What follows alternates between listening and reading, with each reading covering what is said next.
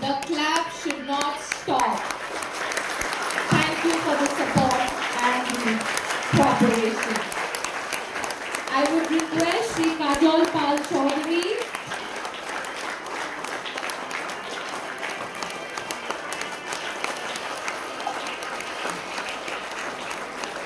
and I would request Sri Sajad Garib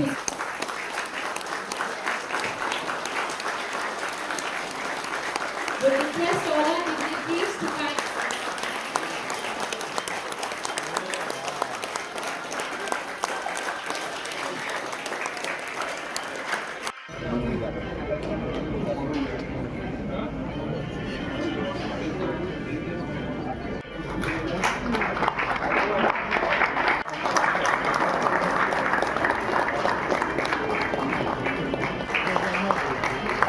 It was just at the beginning.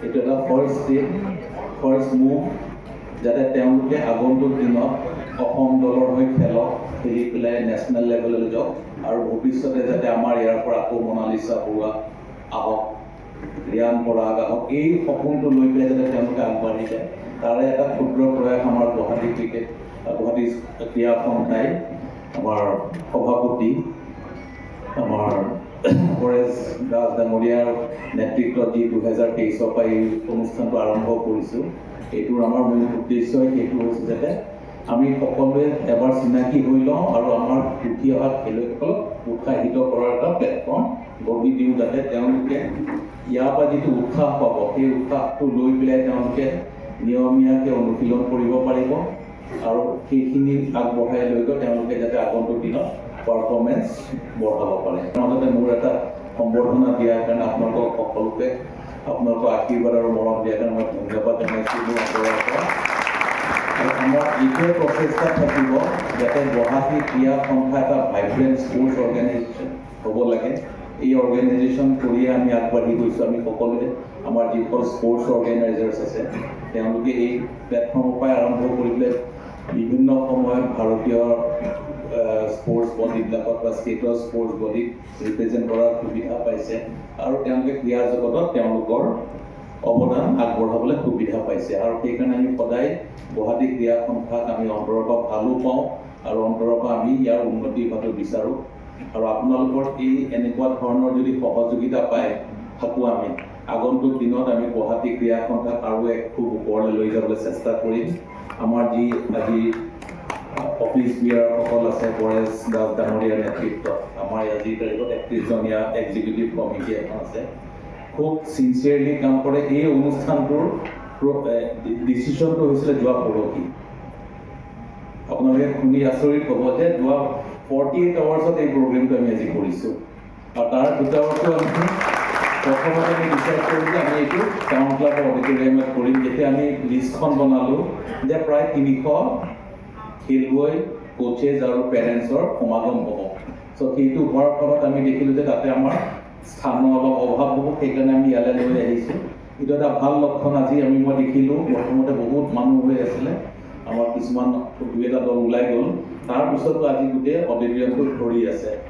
চ' ইয়াতে এইটোৱে প্ৰমাণিত হয় যে আমাৰ সকলোৰে ইচ্ছা আছে আমি ক্ৰীড়াৰ লগত জড়িত হৈ থাকিবলৈ বিভিন্ন লেভেলত, কিছুমানে খেলুৱৈ হিচাপে, কিছুমানে কোচ হিচাপে, কিছুমানে টেকনিকেল পাৰ্চন হিচাপে আৰু এসকল আছে অফিচ বা স্পৰ্টছ এডমিনিষ্ট্ৰেটৰ হয় আৰু তাৰ উপৰি আমাৰ যিসকল গাৰ্জেন আৰু পেৰেণ্টছ আছে তেওঁলোকৰ যিটো এনকাৰেজমেণ্ট প্লেয়াৰসকলৰ প্ৰতিয়ে হওক বা আমাৰ অৰ্গেনাইজেশ্যনৰ প্ৰতিয়ে হওক, এই গোটেইখিনি যদি আমি সমিলমিলে কাম কৰোঁ, গুৱাহাটীৰে লগতে আমাৰ অসমৰ ক্ৰীড়াৰ মানদণ্ড বহুত ওপৰলৈ যাবগৈ।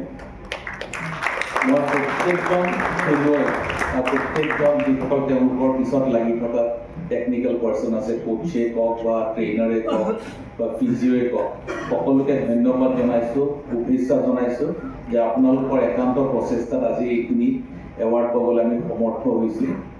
গুৱাহাটীৰ স্পৰ্টছ ইনফ্ৰাষ্ট্ৰাকচাৰে কওক বা স্পৰ্টছ ফেচিলিটিজ কওক, এইটো অসমৰ ভিতৰতে আটাইতকৈ ওপৰত। সেইকাৰণে মই ভাবোঁ যে আমি 2-এটা জেগাত ৰানাৰ্ছ আপ হৈছোঁ, কিন্তু সেইটো হোৱাটো উচিত নহয়, কাৰণ আমি প্ৰত্যেকটোতে চেম্পিয়ন হ'ব লাগে। এইটো I am not talking from the selfish point of view, কিন্তু যিখিনি সুবিধা পাইছোঁ সেই সুবিধাখিনি যাতে আমি সদব্যৱহাৰ কৰোঁ, আমাৰ হাতত যিখিনি আজিৰ তাৰিখত মাননীয় মুখ্যমন্ত্ৰী ডক্টৰ হিমন্ত বিশ্ব শৰ্মাৰ নেতৃত্বত যিমানবোৰ স্পৰ্টছ ইনফ্ৰাষ্ট্ৰাকচাৰ গুৱাহাটী বা ইয়াৰ আশে পাশে হৈ উঠিলে, ইয়াৰ ফলত আমাৰ ইয়াতে থকা খেলুৱৈসকলে ঘৰত থাকিয়ে সেই সুবিধাখিনি পাইছে। আজি ডিব্ৰুগড় বা ধেমাজিৰ পৰা অহা খেলুৱৈ ইয়ালৈ আহি পেলাই টেম্পৰেৰী থাকি লৈ পেলাই অনুশীলন কৰিব লাগে, কিন্তু আমাৰ খেলুৱৈসকল যিসকল গুৱাহাটীত বাসিন্দা তেওঁলোকে নিজৰ ঘৰত থাকে, নিজৰ পেৰেণ্টছৰ তত্বাৱধানত থাকি পেলাই সেই সুবিধাখিনি পাই আছে। পঢ়া শুনাটো বিশেষকৈ সুবিধা হোৱা নাই, কাৰণ তেওঁলোকৰ স্কুলে কওক, কলেজে কওক, ইউনিভাৰ্চিটিয়ে কওক গুৱাহাটীৰ ইয়াতে আছে। চ' সেইকাৰণে আমাৰ যিখিনিয়ে ৰানাৰ্ছ আপ হৈছে তেওঁলোকক মই ক'ম যে নেক্সট ইয়েৰ চেম্পিয়ন হ'ব লাগে। উঠা নমা হৈ থাকে, কিন্তু তথাপি আশা কৰিম যিহেতু you are getting the best of facilities, you should trip the best. তাৰ উপৰি এতিয়া দেখিলোঁ যে আমি যেতিয়া কালি আমি এৱাৰ্ডৰ লিষ্টখন বনাই আছিলোঁ, আমাৰ মাত্ৰ 8টা ডিচিপ্লিন আছে, আৰু এই 8টা ডিচিপ্লিন হয়তো আমি বহুত আজি কেইবাটাও দশক ধৰি পেলাই আমি 8টা ডিচিপ্লিনতে গুৱাহাটী স্পৰ্টছ এছ'চিয়েশ্যনে আমি পাৰ্টিচিপেট কৰি আছোঁ অল আছাম ইণ্টাৰ ডিষ্ট্ৰিক্ট টুৰ্ণামেণ্টবোৰত। মেজৰ টুৰ্ণামেণ্ট এটা বক্সিং, মেজৰ টুৰ্ণামেণ্ট এটা টেনিছ, এই এনেকুৱা কেইবাটাও ইভেণ্টছ আছে য'ত আমাৰ পাৰ্টিচিপেশ্যন নাই। চ' আমি প্ৰচেষ্টা হাতত লৈছোঁ যে আমি অতি সোনকালে আমাৰ যি 8টা ইভেণ্ট আছে, আজি হকীত এৱাৰ্ড পালে নে নাই কোনোবাই? মানস নন্দী কিহৰ কাৰণে নাই পোৱা? আচ্ছা, আমাৰ হকীত আমাৰ ইনফ্ৰাষ্ট্ৰাকচাৰ অকণমান অসুবিধা আছে, আৰু খেলুৱৈও বহুত যথেষ্ট কম আছে। হয়তো আমি আগন্তুক দিনত তাৰে আজি এইটো এটা লক্ষণ পাইছোঁ যে চিন্তন যে আমাৰ এটা হকীত ইমান ডেভেলপৰ স্কোপ নাই পোৱা, কাৰণ আজিৰ তাৰিখত আমি সৰু থাকোঁতে দেখিছিলোঁ যে সকলো স্কুলৰ খেলুৱৈ নিউ ফিল্ডত গৈ হকী অনুশীলন কৰিছিলে, কিন্তু আজি সেই পৰিৱেশটো নাই। ইয়াতে মই এটাও ক্লাব দেখা নাই বা এটাও স্কুল দেখা নাই য'ত হকী আমি এজ এ স্পৰ্টছ ইভেণ্ট আমি কনচিডাৰ কৰি পেলাই প্ৰেক্টিচ কৰি আছোঁ। মই এইটো ক'ব খোজা যে হকীটো আমি বন্ধ কৰি দিব লাগে, কিন্তু যদি আৰু 1 বছৰ 2 বছৰ দেখোঁ যে হকীত আমাৰ খেলুৱৈৰ ইণ্টাৰেষ্ট নাই, তেতিয়াহ'লে নিশ্চয় আমি বেলেগ কিছুমান ইভেণ্ট ল'বলৈ বাধ্য হ'ম।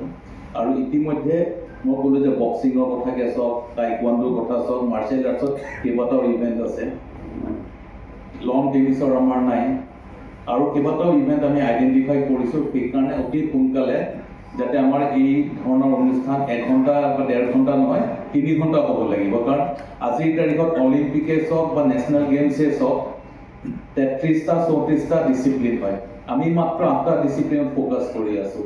অৰ্থাৎ যিসকল খেলুৱৈ গুৱাহাটীত এতিয়া বক্সিং একাডেমি এটা আমি টাউন ক্লাবত চলাই আছোঁ, বা আমাৰ উলুবাৰীত বক্সিং ক্লাব আছে বহুত পুৰণা, ইয়াৰ খেলুৱৈসকলে ক'ত ৰিপ্ৰেজেণ্ট কৰিব ইণ্টাৰ ডিষ্ট্ৰিক্ট খেলিব হ'লে? আমাৰ টাউন ক্লাবত মই দেখিলোঁ, যিটো আমি একাডেমি আজি 4-5 বছৰ আগৰ পৰা আৰম্ভ কৰিছোঁ, খেলুৱৈসকলে ক'ৰবাত মাজুলীক ৰিপ্ৰেজেণ্ট কৰে, মৰিগাঁৱক ৰিপ্ৰেজেণ্ট কৰে। That is not the way how the game will improve. আমাৰ টিমটোৰ লগত এটাচমেণ্ট হ'ব লাগিব, আৰু খেলুৱৈসকলে 2জন বা যাব মাজুলী, 2জন যাব মৰিগাঁও, তেনেকৈ টিম কম্বিনেশ্যনটো হৈ নুঠে। চ' সেইকাৰণে আমি আশা কৰিম, মই পৰেশ দাকো ক'ম বা আমাৰ যিসকল ভাইচ প্ৰেচিডেণ্ট আছে, ছেকশ্যনেল ছেক্ৰেটাৰীসকলতো আছে, কিন্তু ছেকশ্যনেল ছেক্ৰেটাৰী আমি বঢ়াব লাগিব যদি আমাৰ ইভেণ্ট বাঢ়ে।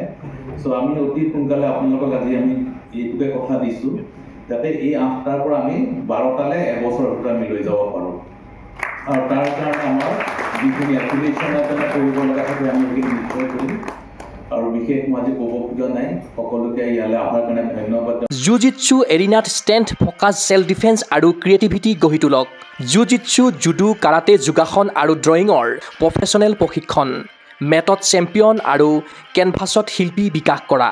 এৰিনা পৰিয়ালত যোগদান কৰক। ফ্ৰী ট্ৰায়েল আৰু অফাৰৰ বাবে কল কৰক 9859952504, 8724905439, 7576865295, house number 25, bylane 9, opposite Reliance Trends, zoo road, Guwahati.